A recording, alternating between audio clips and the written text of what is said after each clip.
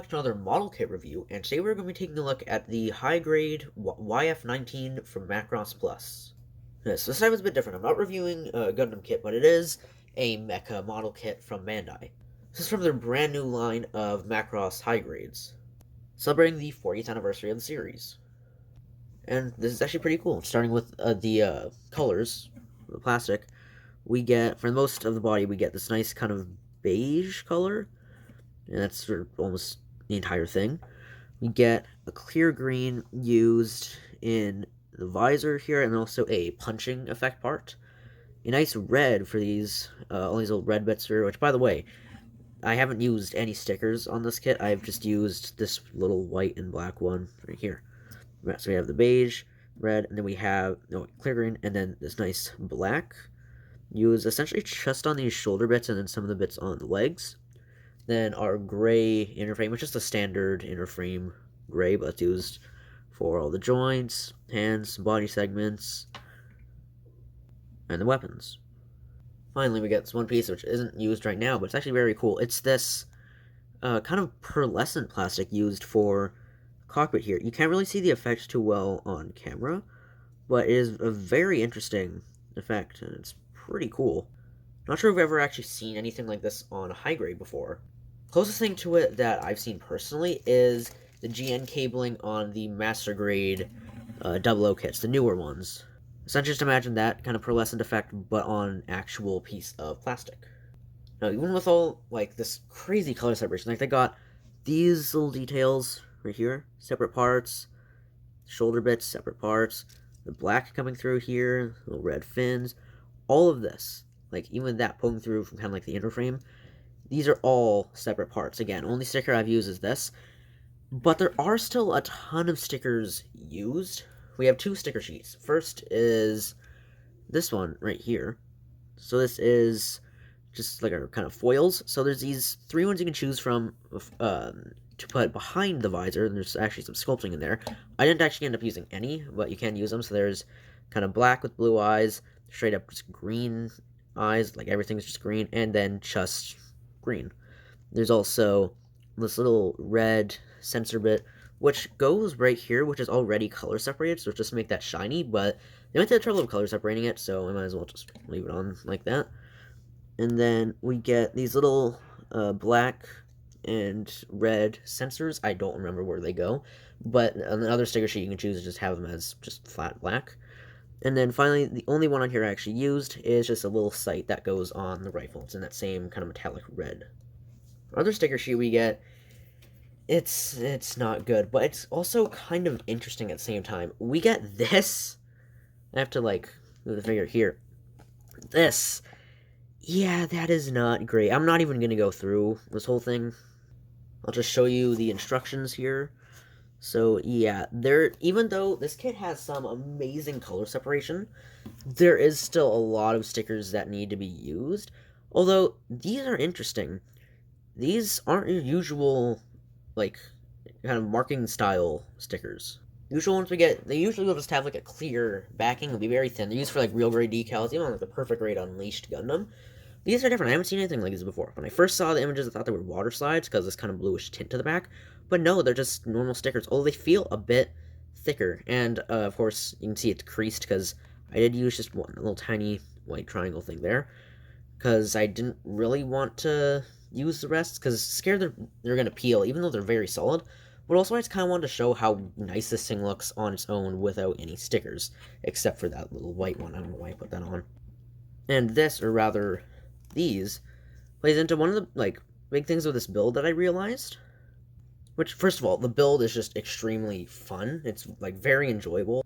It's also very different compared to a lot of Gundam kits because, of course, it does transform a bit. There is a transformation mechanism in some parts, and just how some of the joints are made. Of course, the torso is a standard double polycap ball, and yes, there are only a few polycaps. It's just this kind, so just these little balls. But then the way the shoulders work, it's essentially, well, there's a hole in there, and then this polycap ball that goes into it, and then a peg here, and then the rest is just kind of your standard shoulder joint.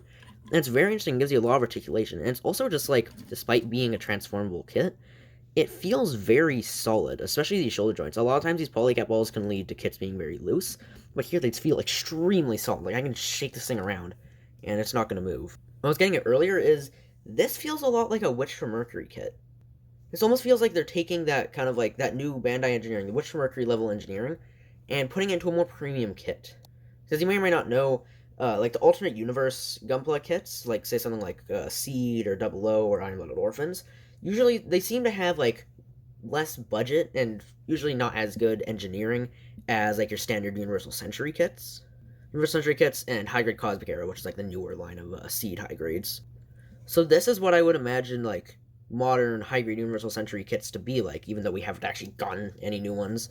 But this is probably a taste of what they will be like. It's that new level of engineering Bandai has with like that higher budget. And you can tell one of the things here, this sticker sheet. This is not your usual foil sticker sheet.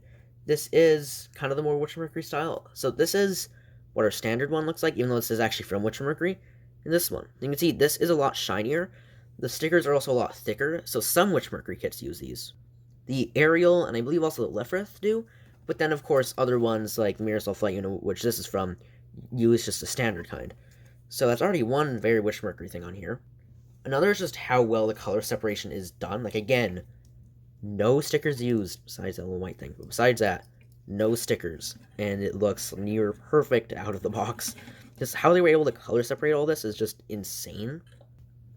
And another Witch from Mercury thing, this I was very delighted to see in the instruction manual, which first of all, this just looks really nice. And the way it opens is like an actual book here. It's very cool. But the Witch from Mercury part is right here. See it? This. When the part you're building, it tells you what runners are required. That was something first introduced with Witch from Mercury kits, I believe. I haven't seen anything before it. And I really like that part. It just made things so much easier when building kits.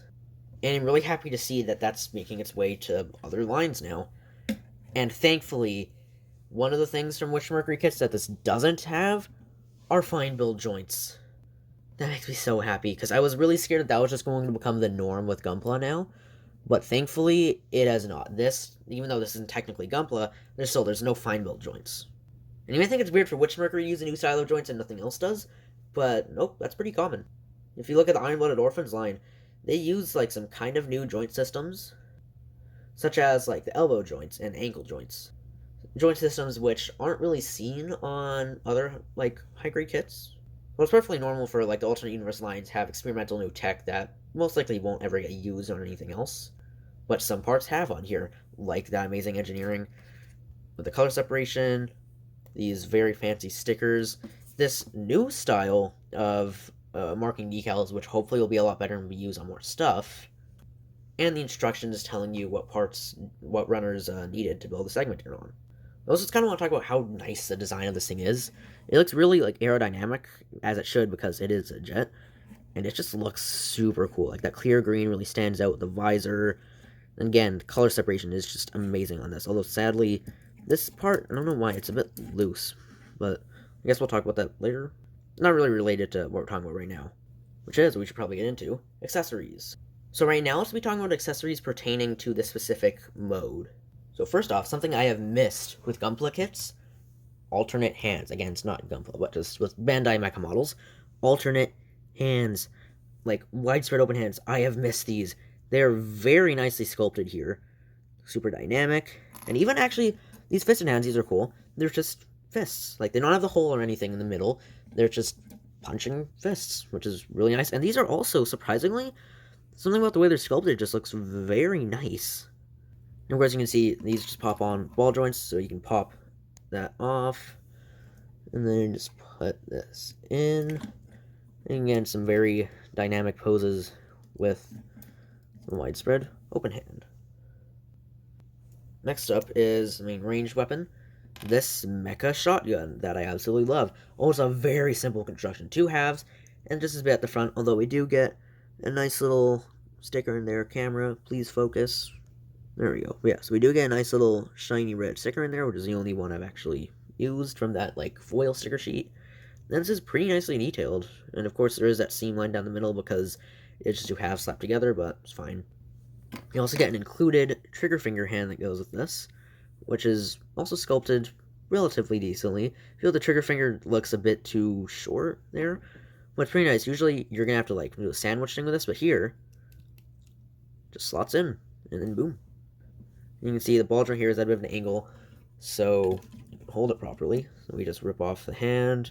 Essentially the same thing with the widespread open hands. Pop that in, and it's really secure in there, and it looks awesome.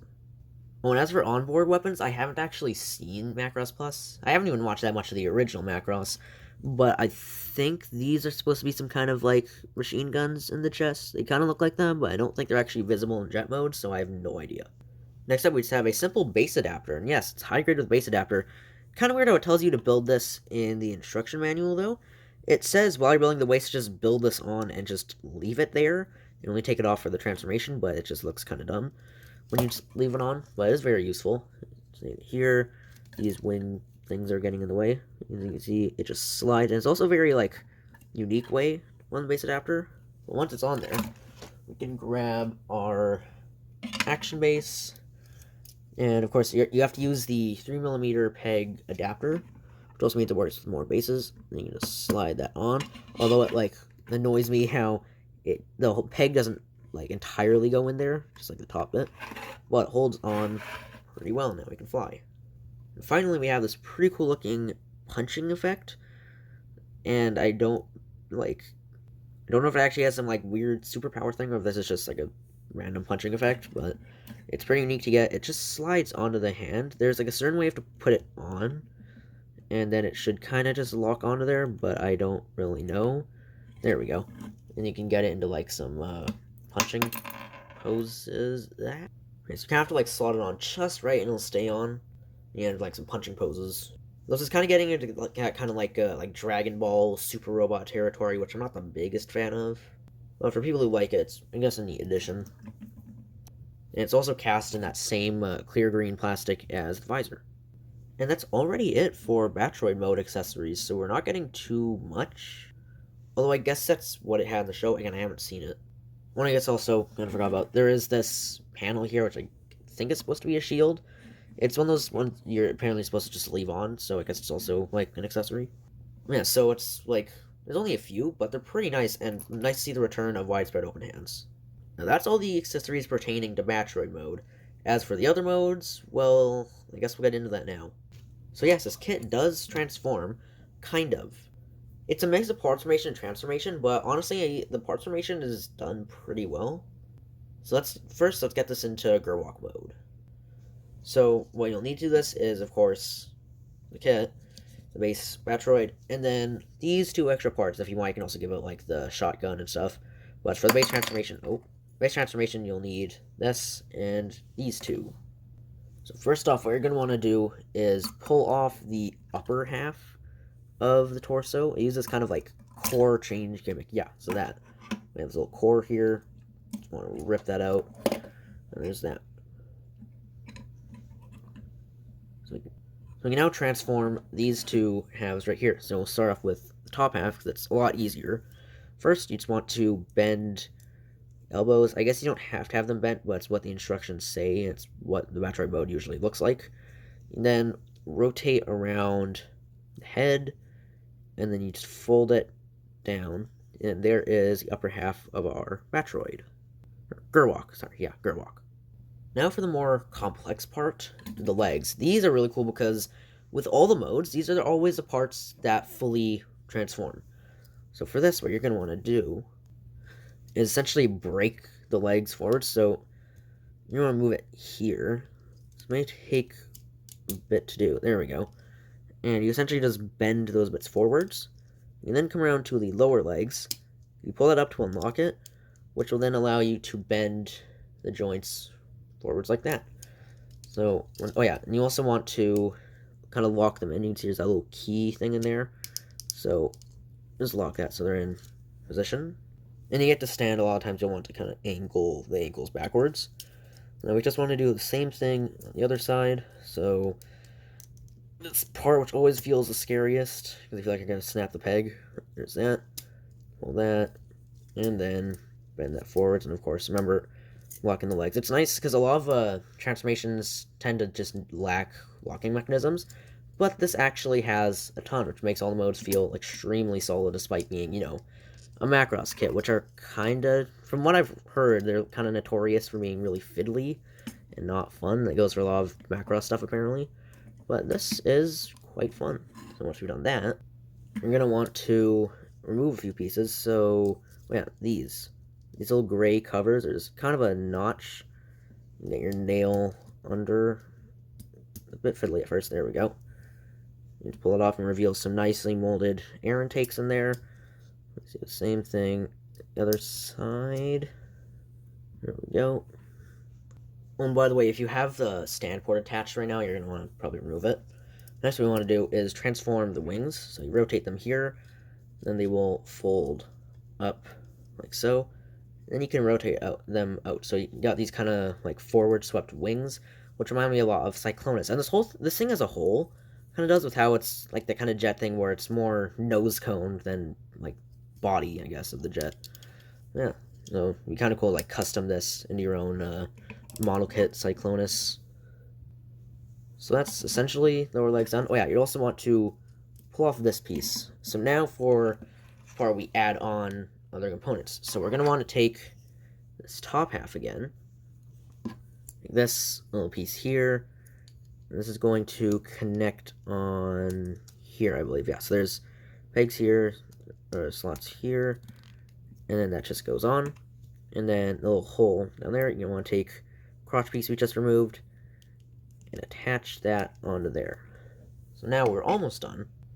You're going to want to take a whole nose cone section here with that very nice cockpit piece, and then attach this on. It's interesting, this attaches on with the ball joint on here, so if you want, you could almost give it a bit of a like neck articulation.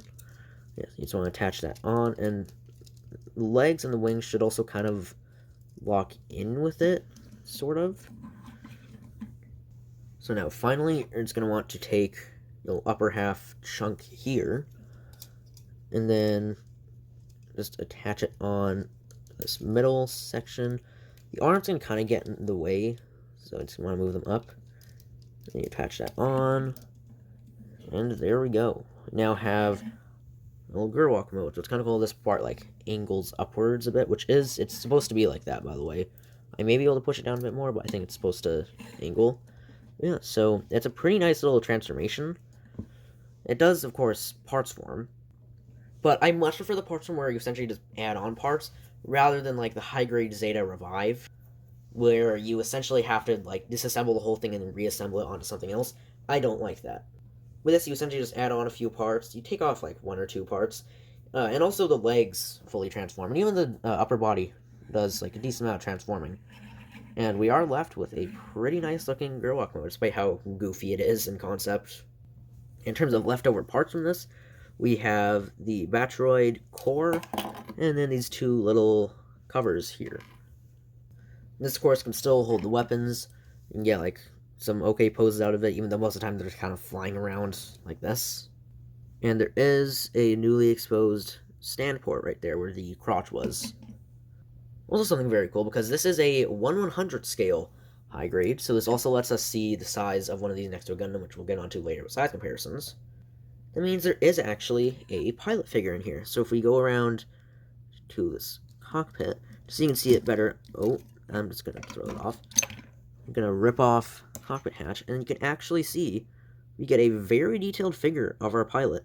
Now, it's kind of weird. He's in two different colors. I haven't painted this yet. I probably will get around to that sometime. But the lower half of his body is cast in this black section, and the upper half is a separate part, so he's in two colors. Also, really cool detail, there's actually a sticker for that control panel in there. I love that. I want to see that more with kits. Very impressive on a high grade, too. Sadly, there is no standing pilot figure, but the fact we got a sitting one in the first place, I think is impressive enough. Yeah, so, neat little Gerwalk. It's also very solid feeling, too. Although not as solid feeling as the actual fighter mode, which, speaking of, let's get to that. It's pretty easy to transform that from here. First, what you're going to want to do is just rip off this top half. This won't be used at all in this, so what you can kind of do here is just reattach it to this little core section. Oh yeah, of course, you're going to want to take off that, and also this new core section. Again, if you want to just like kind of reassemble the torso while you do this, you have to do all that. So now we have that removed, we're left with this little block here, and you notice it's missing a huge chunk back there.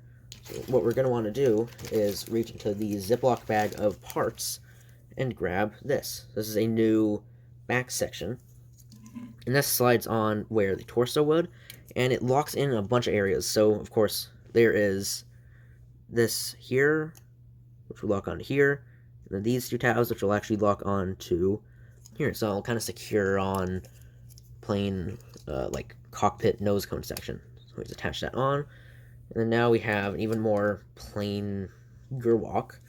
So at this point, what you're going to want to do is just kind of move these wings out of the way first, just so it's a lot easier.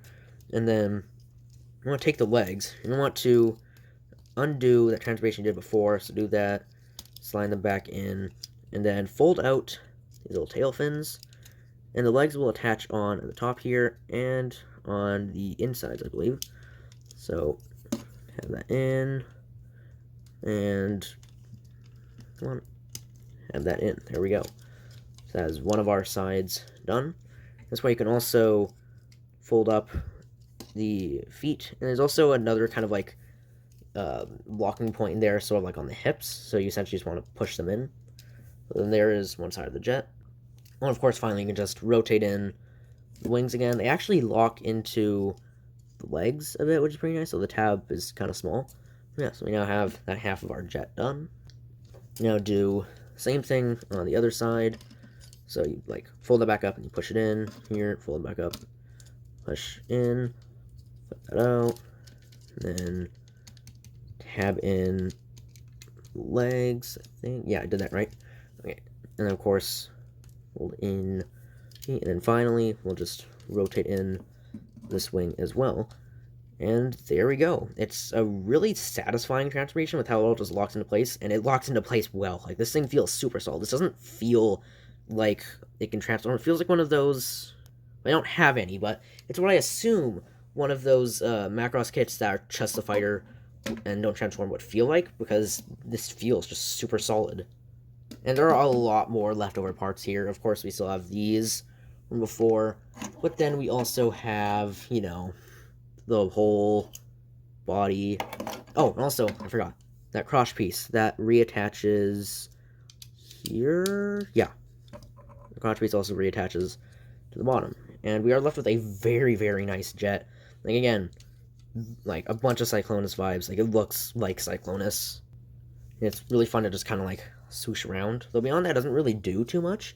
And I will admit, I think it looks pretty plain with all those stickers, because you get some nice like red, and this is like black, and the nice pearlescent plastic up here, and then the back is all just that beige. And a lot of the stickers do go towards this jet mode, but it still looks decent. And of course, this also has a stand port as well, so you don't actually have to use that adapter for this. And you're probably going to want to put this on a stand because it is a fighter jet. And there we go. So we now have it just kind of flying around. Move this. Yeah. This fighter mode does have some accessories of its own. First of all, we're going to be bringing back that shotgun, because this does attach on, like a lot of Macross designs. So you can attach it on two places on the bottom here. You put it a bit further back, or where I like to put it, a bit further up here. It doesn't feel like the most solid connection, but it is actually pretty solid. Yeah, so now you have some firepower with just a shotgun slapped on the bottom of your fighter jet. Once again, that pilot figure is just amazing. Like, it's so detailed for a high grade. Like, that is master grade level detail with that pilot figure. Sadly, none of, like, the flaps on the wings move or anything, so no Ale Strike Remaster, Ale Striker pack here. But it does do one other thing. These are those accessories that pertain to the other modes I was talking about. We get landing gear as separate parts. So sadly, they don't fold out like the, I think the high-grade Tick Belang does that from Witch From Mercury. And these do just kind of parts from on, but they are actually very nice. So to get them on, we have a couple panels on here. We have this panel at the front, which is actually the trickiest to get off of all of them. You have to push it from a certain area, and then it gets it out a bit. There we go. Okay. So we have that one panel. Then these little panels down here, these are easier because they have this little notch you can kind of get your nail under. and then just pull them out. Those are exposed. We take our landing gear. We have one front landing gear piece. Goes on like that. Yeah, that seems about right. And then these, which go on like that. Yeah. Okay. And then I don't actually use these that much, so yeah. So there we go. These are actually very nice landing gear. They can hold up the fighter very well. Although I don't know what this is. There's kind of just this bit sticking out here. Looks like it should attach somewhere else, but it doesn't really. But it's there, I guess. But these are very nicely molded, and it's nice to have like these kind of panels color separated, because you wouldn't expect them to be because they're such small parts. And also, this is pretty interesting, the wheel pieces are separate. So they're separate pieces just on these little pegs. That doesn't mean they roll, though. The pegs are, like, tight, so the wheels don't actually roll, sadly. But it's cool they are separate, so you could probably mod it if you want to make them actually roll, which is pretty nice. Because as is right now, you can kind of just...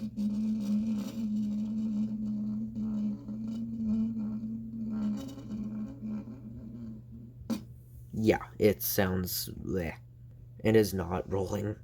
Now I'm going to get this into Batroid mode for some size comparison.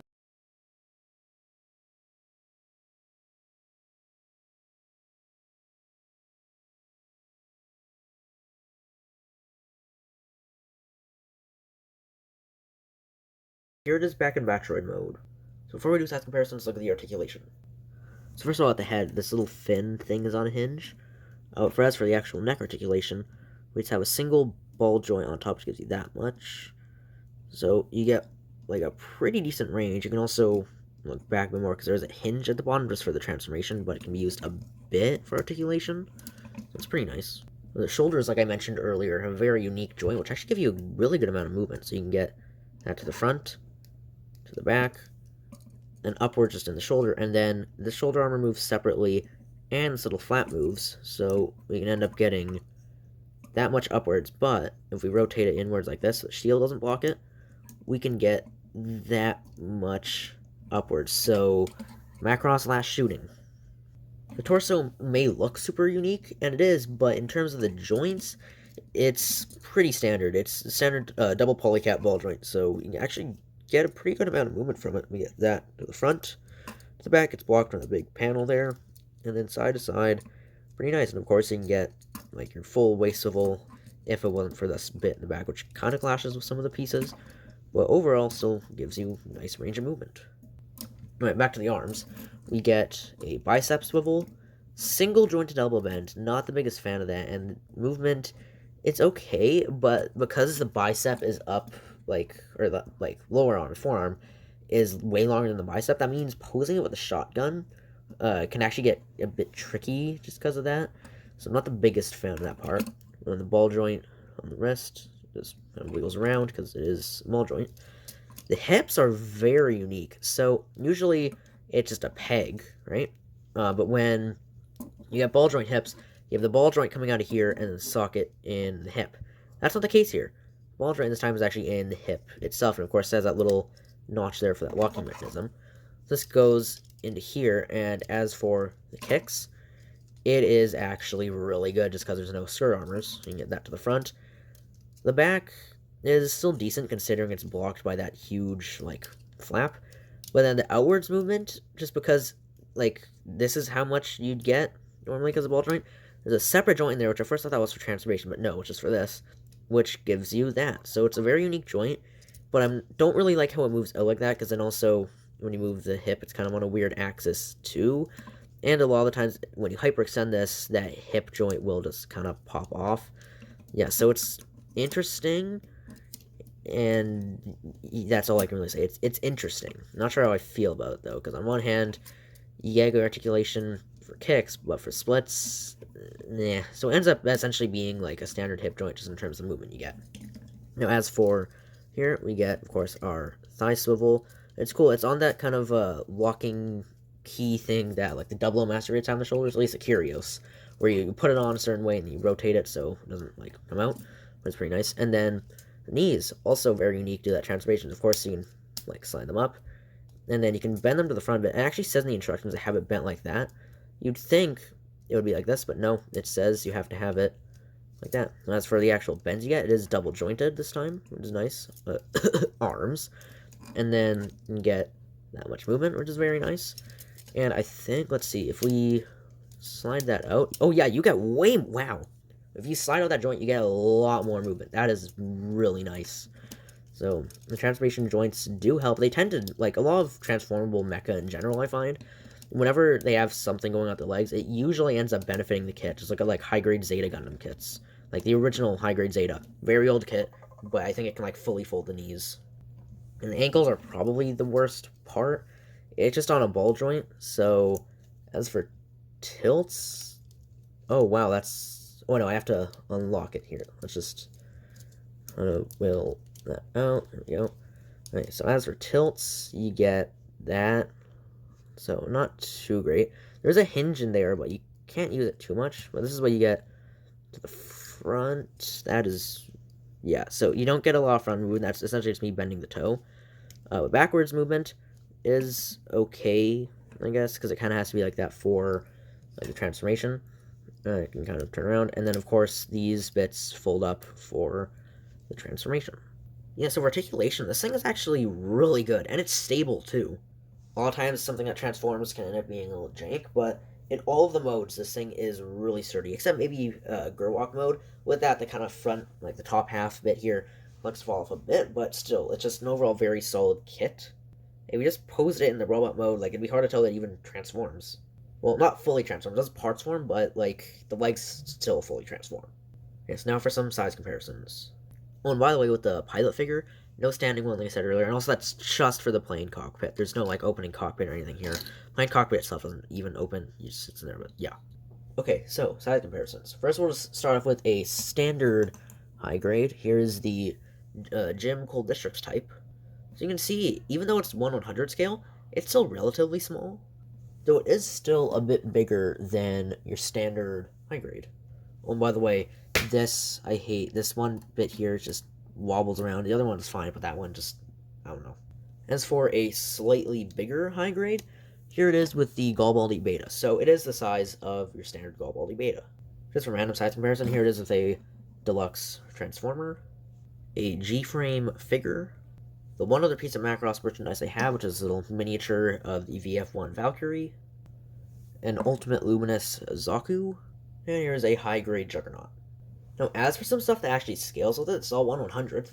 Here it is with a Gym. So you can see just how big one of these Macross mecha is next to a mobile suit. The Gym is 18 meters tall, by the way.